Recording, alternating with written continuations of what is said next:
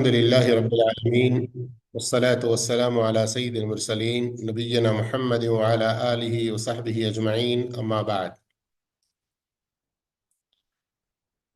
ప్రియ విద్యార్థులారా అల్హమ్దులిల్లాహ్ అల్లాహ్ యొక్క దయతో ఈరోజు మనం ఆయత్ నంబర్ 269 సూరతుల్ బకరాలో నుండి ప్రారంభించబోతున్నాము. أعوذ بالله السميع العليم من الشيطان الرجيم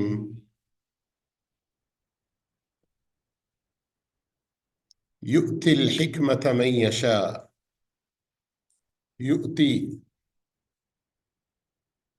యుక్తి అంటే ఇక్కడ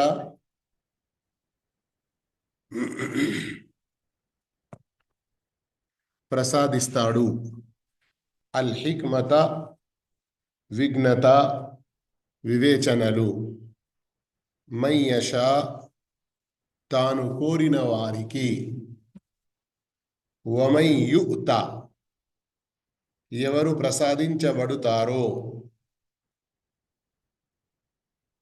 ఒసగబడ్డాయో, అల్ హిక్మత విజ్ఞత వివేచనలు, ఫకద్ నిశ్చయంగా, ఊతియ ప్రసాదించబడ్డాడు, ఖైరన్ కతీరా అనేక చాలా చాలా మేళ్ళు, వమా యذక్కరు మరియు గ్రహించరు, హితోపదేశం పొందరు, ఇల్లా తప్ప ఉలుల్ అల్బాబ్ బుద్ధిమంతులు. సరళమైన అనువాదం చూస్తే అల్లాహుతాలా ఇందులో తెలియజేస్తున్నాడు, ఆయన అంటే అల్లాహ్ తాను కోరిన వారికి విజ్ఞత వివేచనలను ప్రసాదిస్తాడు. ఎవరికి విజ్ఞత వివేచనలు ఒసగబడ్డాయో అతనికి ఎన్నో మేళ్ళు ఒసగబడినట్లే. హితబోధను బుద్ధిమంతులు తప్ప మరొకరు గ్రహించరు. ప్రియ విద్యార్థులారా, ఇక్కడ మీరు చూస్తున్నట్లు ఈ మొత్తం ఆయతులో అల్ హిక్మ అన్న పదం ఏదైతే చూస్తున్నారో దానికి తెలుగు అనువాదం విజ్ఞత వివేచనలు అని ఏదైతే చూస్తున్నారో దీనికి సంబంధించి మాట చెప్పబడినది. అయితే సారాంశం మీకు తెలిసిపోయింది ఆయద్ది. అల్లాహ్ తాను కోరిన వారికి హిక్మత్ ప్రసాదిస్తాడు, మరియు ఎవరికి హిక్మత్ ప్రసాదించబడుతుందో అతనికి చాలా చాలా మేలు ప్రసాదించబడినట్లే.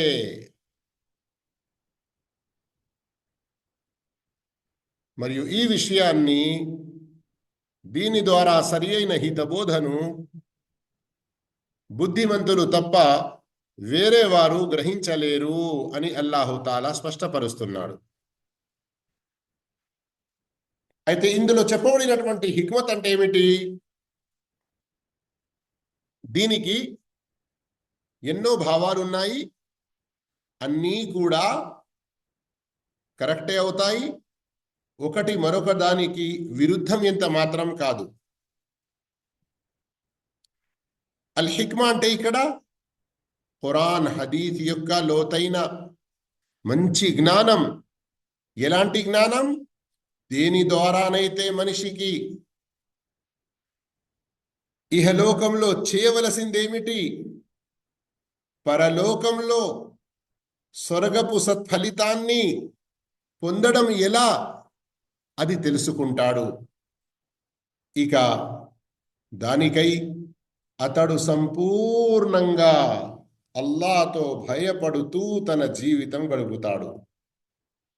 అల్లాహ్తో భయపడుతూ తన జీవితం గడుపుతాడు. ఇలాంటి వ్యక్తి అతనికి హిక్మత్ ప్రసాదించబడినట్లు. తఫ్సీర్ ఇబ్న్ కథీర్లో గనక మనం చూస్తే ఎందరో సహాబాలు, తాబెఈన్, తాబెఈన్, సలఫె సాలిహీన్ యొక్క వేరు వేరు వ్యాఖ్యానాలు కనబడతాయి. కానీ నేను ఇప్పుడే చెప్పినట్లు ఈ హిక్మత్ యొక్క భావాలు చాలా ఉన్నాయి, చాలా గొప్పగా ఉన్నాయి. ఒకటి మరొకటికి విరుద్ధం ఇంత మాత్రం కాదు. ఒకటి మరొకదానికి తోడ్పడుతున్నటువంటి విషయాలు. ఎవరు ఎంత ఎక్కువగా ఖురాన్ హదీస్ యొక్క జ్ఞానం పొందుతారో, ఖురాన్ హదీస్ను సహాబాలు అర్థం చేసుకున్నట్లు అర్థం చేసుకుంటారో, అల్లాతో భయపడుతూ ఖురాన్ హదీస్ ప్రకారంగా తమ జీవితాన్ని మలుచుకుంటారో, నిజంగా వారికి హిక్మత్ ప్రసాదించబడినట్లు.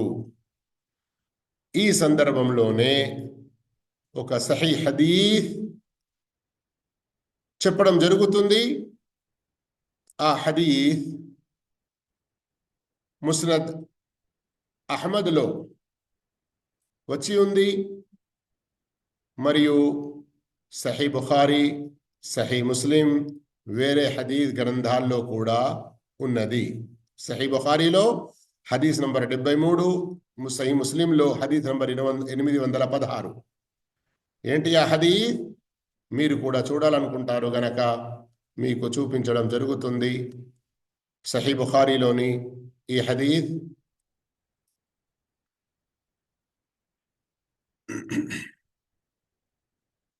అబ్దుల్లా బిన్ మస్ఊద్ రదియల్లాహు తాలా అన్హు లేఖించారు. ప్రవక్త సల్లల్లాహు అలైహి వసల్లం చెప్పారు, లా హసద ఇల్లా ఫిత్నతైన్. ఎవరి పట్లనైనా మనిషి ఒకవేళ అలాంటిది నాకు కూడా కావాలి అన్నటువంటి కాంక్ష ఏ విషయంలోనైనా కలిగి ఉంటే అది కేవలం ఈ రెండు విషయాల్లోనే అనుమతి ఉన్నది. ఒకటేమిటి? రజులున్ ఆతాహుల్లాహు మాలన్, ఒక వ్యక్తికి అల్లాహు తాలా ధనం ప్రసాదించాడు.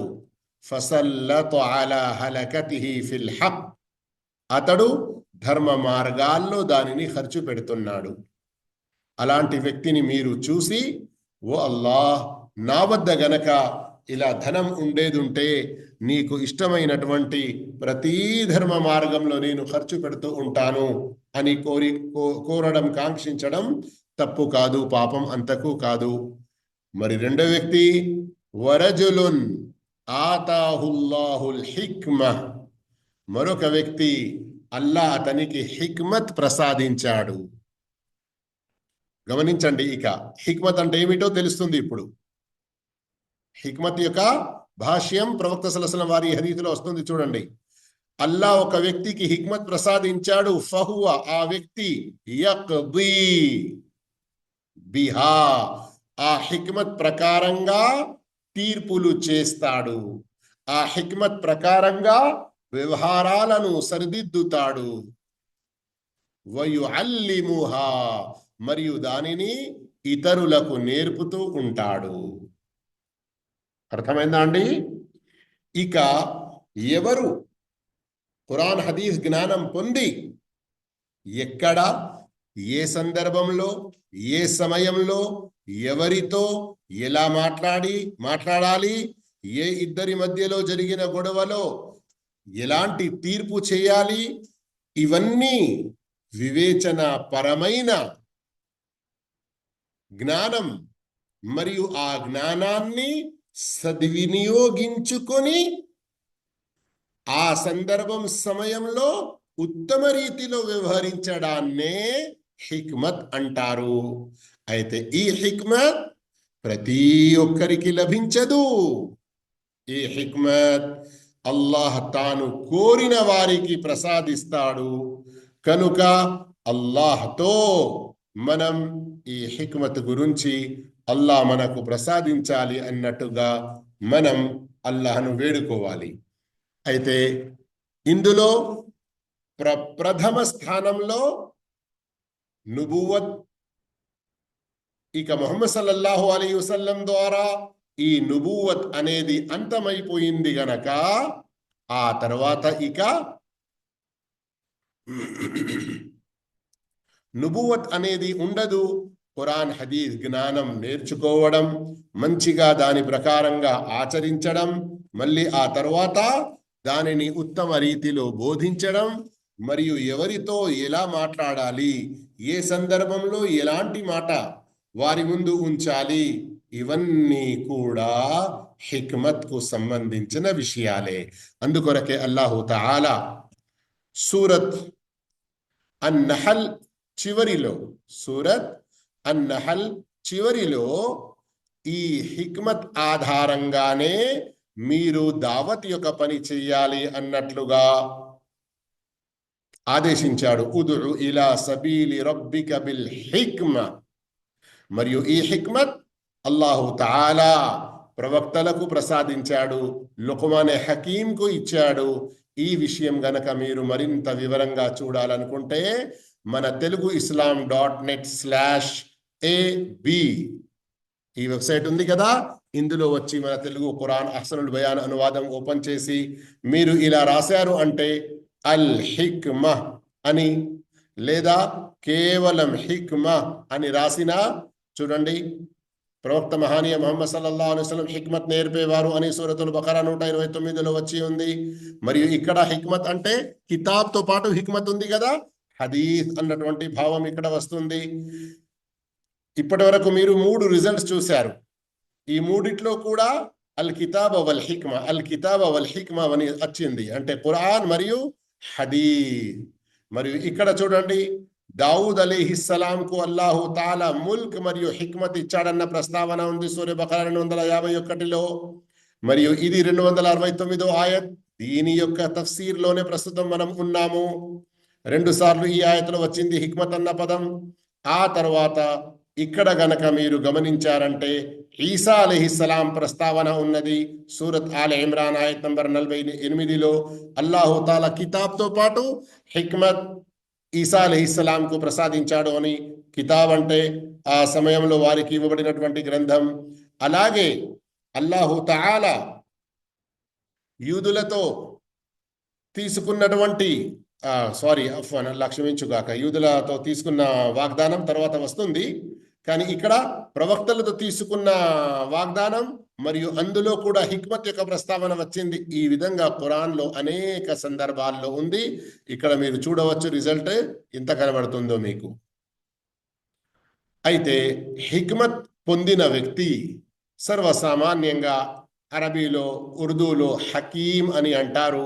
కానీ మన ప్రాంతాల్లో హకీం అని అంటే ఆయుర్వేదిక్ జడీబోటి మరియు చెట్ల మందు వేసే వాళ్ళను కూడా అంటారు. అది ఇక్కడ వాళ్ళను అని కాదు ఈ హిక్మత్ ఇక్కడ చెప్పడం. మనిషి ఖురాన్ హదీస్ జ్ఞానం ప్రకారంగా ఆచరించి దాన్ని మంచి రీతిలో ఇతరులకు బోధించి ఏ సమయంలో ఏ సందర్భంలో ఏ మనిషితో ఎప్పుడు ఎలా మాట్లాడాలి అన్నటువంటి విధానం పద్ధతి నేర్చుకున్నవారు దాని ప్రకారంగా ఆచరించేవారు. చివరిలో అల్లాహ్ తఆలా చెప్తున్నాడు, వమా యదక్కరు ఇల్లా ఉలుల్ అల్బాబ్. ఈ విషయాన్ని బుద్ధిమంతులు మాత్రమే గ్రహిస్తారు.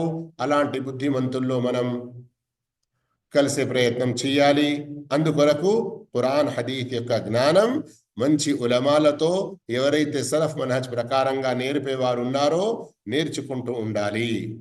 ఇక తర్వాత ఆయత్ నంబర్ 270, వమా అన్ఫక్తుం, మీరు ఏది ఖర్చు చేసినా, మిన్ నఫకతిన్, అది ఏదైనా ఖర్చు అయినా, ఔ నదర్తుం మిన్ నదరిన్, మరియు మీరు ఏదైనా మొక్కుబడి మొక్కుకున్నా, ఫఇన్నల్లాహ యఅలముహు, అల్లాహు తాలాకు దాని గురించి పూర్తిగా తెలుసు.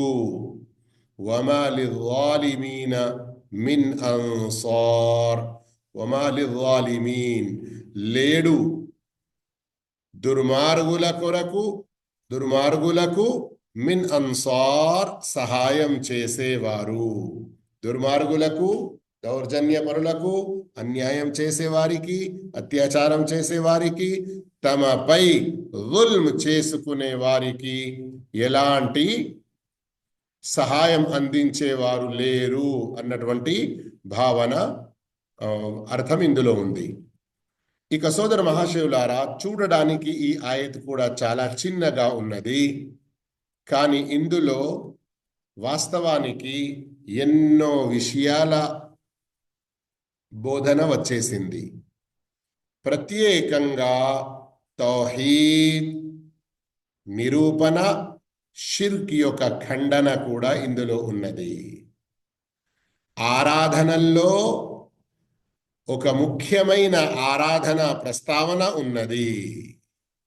మరియు సామాన్య జీవితంలో మనం ఏదో ఒకటి ఖర్చు చేస్తూనే ఉంటాము. అలాంటప్పుడు మన యొక్క ఈ ఖర్చులు దానికి సంబంధించిన ఇందులో బోధనలు కూడా ఉన్నాయి. అయితే రండి సంక్షిప్తంగా కొన్ని విషయాలు మనం తెలుసుకునే ప్రయత్నం చేద్దాము. వమా అన్ఫక్తుం మిన్ నఫఖహ్,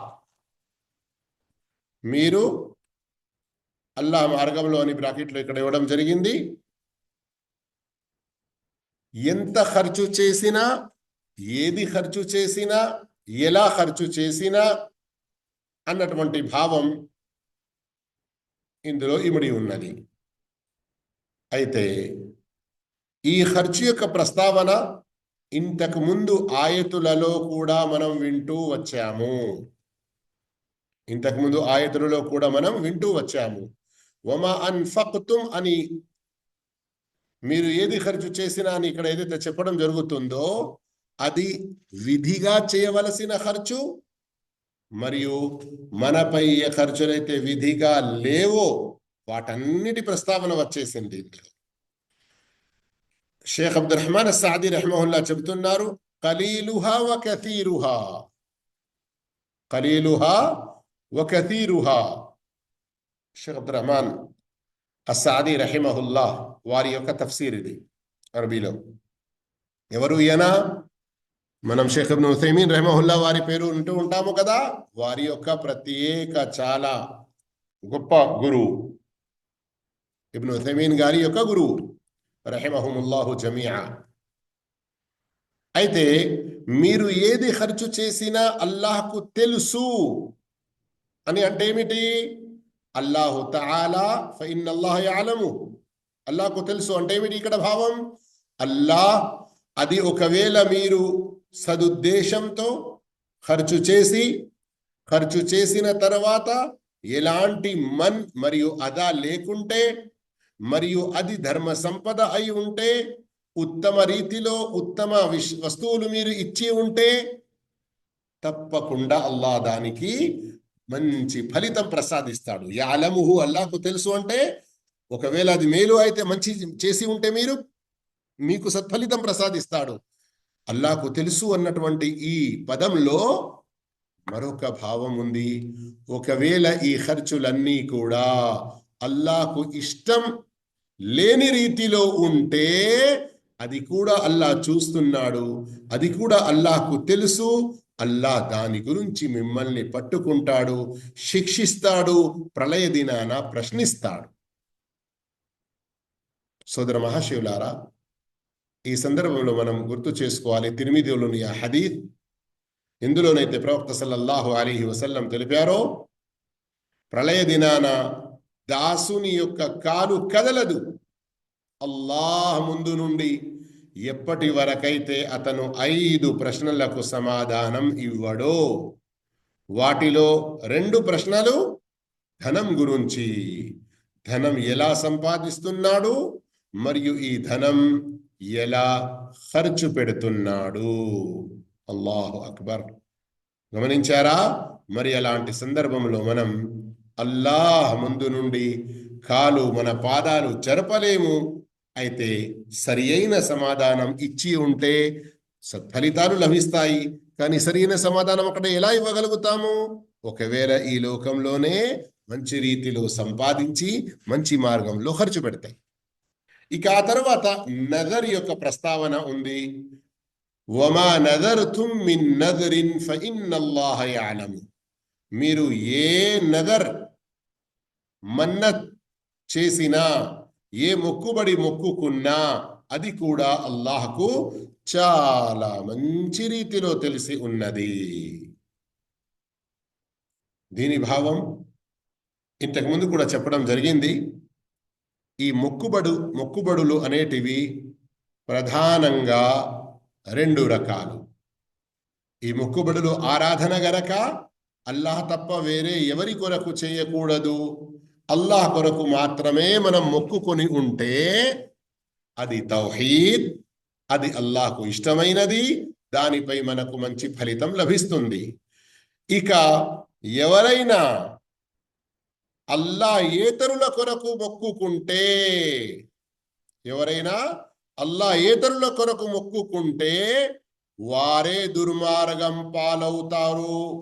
ఇలాంటి దుర్మార్గులకు సహాయం ఎవరిది అందదు అంటే, ఈ రోజుల్లో అల్లాహ్ను కాకుండా లేదా అల్లాహ్కు మొక్కుకొని వేరే వారికి కూడా ఏదైనా దర్గాల వద్ద, బాబాల వద్ద, సమాధుల వద్ద, ఇంకా ఏమైనా చెట్లు, చబూతరాలు, ఇంకా ఏమైనా పీఠాలు, అలాంటి వారి వద్దకు వెళ్ళి అక్కడ ఏదైతే మొక్కుకుంటారో, పీరానే పీర్కా చిల్లా ఖానా అని అంటారు కొందరు. ఇంకొందరు ఉన్నారు, ఓ పీరీల పండుగ మసీదులు అని అంటారు. ఈ విధంగా అల్లాహ్ ఏతరుల కొరకు ఏదైతే మొక్కుకుంటారో ఇది షిర్క్ అవుతుంది. షిర్క్ అన్నిటికంటే పెద్ద వుల్మ్. గమనిస్తున్నారా మీరు? అల్లాహ్ ఈ నఫకా మరియు నదర్ గురించి ప్రస్తావించిన వెంటనే వమాలిజ్జాలిమీన, దుర్మార్గులకు, ఈ దుర్మార్గులకు సహాయం అనేది ఉండదు అని అల్లాహ్ ఏదైతే తెలుపుతున్నాడో, ఏంటి భావం? ఒకవేళ ఈ నజర్ గైరుల్లా కొరకు ఉంటే, అల్లాహ్ ఏతరుల కొరకు ఉంటే అది షిర్క్ అవుతుంది. షిర్క్ చాలా పెద్ద దుల్మ్. ఇలాంటి దుల్ముకు పాల్పడిన వారికి స్వయం ఆ వలీలు, ఆ బాబాలు ఎవరు కూడా ఏమీ సహాయం వీరికి చెయ్యలేరు అని అల్లాహ్ ఎంత స్పష్టం చేస్తున్నాడు. ప్రధానంగా నదర్ యొక్క రెండు విషయాలు తెలిసాయి కదా. అల్లాహ్ కొరకు ఉంటే అది అసలైన తౌహీద్, ఇతరుల కొరకు ఉంటే అది షిర్క్. దీని ఖండన ఇదే ఆయత్ చివరిలో ఉన్నది. దుర్మార్గులకు సహాయం చేసేవారెవరు లేరు అన్నటువంటి పదంలో. ఇక నదర్ ఒకవేళ అల్లాహ్ కొరకు అయితే అది మళ్ళీ రెండు రకాలు. ఈ విషయాన్ని మంచిగా అర్థం చేసుకోండి. అల్లాహ్ కొరకు మనం చేసే అటువంటి మొక్కుబడి కూడా రెండు రకాలు. ఒకటి, ఏ షరతు, ఏ కండిషన్ ఏమీ లేకుండా కేవలం జనరల్గా మనం మొక్కుకుంటాము. నేను 4 రోజులు ఉపవాసం ఉంటాను అని, లేదా నేను 2 రకాతులు నఫిల్ నమాజ్ చేసుకుంటాను, నేను 100 రూపాయలు దానం చేస్తాను. ఎలాంటి షరతు కండిషన్ లేకుండా ఇది అల్లాహ్కు ఇష్టమైనది, మనం ఎలా నిశ్చయించుకుంటామో మొక్కుకుంటామో అలా మనం దానిని పూర్తి చేయాలి. అల్లాహ్కు చేయబడే మొక్కుబడిలో రెండో రకం, ఏదైనా కండిషన్తో, ఏదైనా షరతుతో. నా కొడుకు పాస్ అవుతే నేను 10 మంది పిల్లలకు తినిపిస్తాను. నా అమ్మ బాగుపడితే, నా కొడుకు ఆరోగ్యం మంచిగైతే, నా భర్త హాస్పిటల్ నుండి క్షేమంగా వస్తే, నా భార్య డెలివరీ నార్మల్గా అయితే, ఈ విధంగా కండిషన్లు పెట్టి ఏదైతే మొక్కుకుంటారో, నేను 2 రోజుల ఉపవాసం ఉంటాను, నేను ఈసారి తప్పకుండా ఉమ్రాకు వెళ్తాను, ఈ విధంగా ఈ కండిషన్తో పెట్టి నమ్ముకునే అటువంటి మొక్కుకునే అటువంటి మొక్కుబడులు ఇవి అల్లాహ్కు ఇష్టం లేవు. అందుకొరకే ప్రవక్త సల్లల్లాహు అలైహి వసల్లం ఇలాంటి కండిషన్లతో కూడుకున్నటువంటి ఈ మొక్కుబడులను ఖండించారు. నహా రసూలుల్లాహి సల్లల్లాహు అలైహి వసల్లమ అనిన్ నదర్, ఖండించారు ప్రవక్త సల్లల్లాహు అలైహి వసల్లం. ఎందుకు? కారణం కూడా స్వయంగా ప్రవక్త తెలిపారు. ఏం తెలిపారు? فإنما يخرج المال من البخيل أو كما قال عليه الصلاة والتسليم. ఇది పిసినారితనం వహించే వారి ద్వారా సొమ్ము బయటికి తీయించే ఒక మార్గం. మరి దీనిలో ఉన్నటువంటి నష్టం ఏంటో తెలుసా? సర్వసామాన్యంగా సామాన్య ప్రజలు ఏమైనా పెద్ద లీడర్ల నుండి లేదా ఏమైనా దర్గాల వద్ద ఇంకా వేరే అల్లా ఏత్రులను పూజించే వారి వద్ద అక్కడ హుండీలో కొంత డబ్బు వేసి అక్కడ వారికి కొన్ని రుసుములు చెల్లించి కొన్ని రకాల ముడుపులు లంచాలు ఇచ్చి తమ పని చేయించుకోవాలి అని ఏదైతే అనుకుంటారో, ఒకవేళ మనం ఎక్కువ ఇచ్చేది ఉంటే మన పని తొందరగా అవుతుంది అని ఇలాంటి తప్పుడు భావం నఊదు బిల్లా అస్తగ్ఫిరుల్లా కొందరికి అల్లాహ్ గురించి కూడా మనసులో పుడుతుంది. ఒకవేళ నఊదు బిల్లా ఒకవేళ అతని పని కాకపోతే, అయ్యో ఇంత నేను మొక్కుకున్నా కానీ అల్లా నా పని చేయలేదు అన్నటువంటి తప్పుడు భావంలో పడతారు. అందుకొరకు కండిషన్ లేకుండా నదర్ పర్లేదు, కానీ కండిషన్తో ఉన్నటువంటి నదర్ ఇది ఇష్టం లేనిది, హరామని చెప్పలేదు. ఈ విషయం కూడా గుర్తుంచుకోండి. ఎవరైనా మొక్కుకుంటే అది హరామని చెప్పలేదు, కానీ ఇష్టపడలేదు. దీనిని మక్రూహ్ అని అంటారు, దీనిని అసహ్యకరమైనది అని అంటారు. అందుకొరకు ఇలాంటి వాటి నుండి దూరం ఉండడంలోనే మేలు ఉన్నది. అయితే ఈరోజు అల్లాహ్ యొక్క దయతో ఆయత్ నంబర్ 269 మరియు 270 రెండు ఆయతులకు సంబంధించిన వ్యాఖ్యానం, వివరణ, ఇందులో మనకు ఉన్నటువంటి బోధనలు విన్నాము. అల్లాహు తాలా మనందరికీ ఆచరణ భాగ్యం ప్రసాదించుగాక. ఆమీన్. వఆఖిరు దావానా అల్హమ్దులిల్లాహి రబ్బిల్ ఆలమీన్. వస్సలాము అలైకుం వరహ్మతుల్లాహి వబరకాతుహు.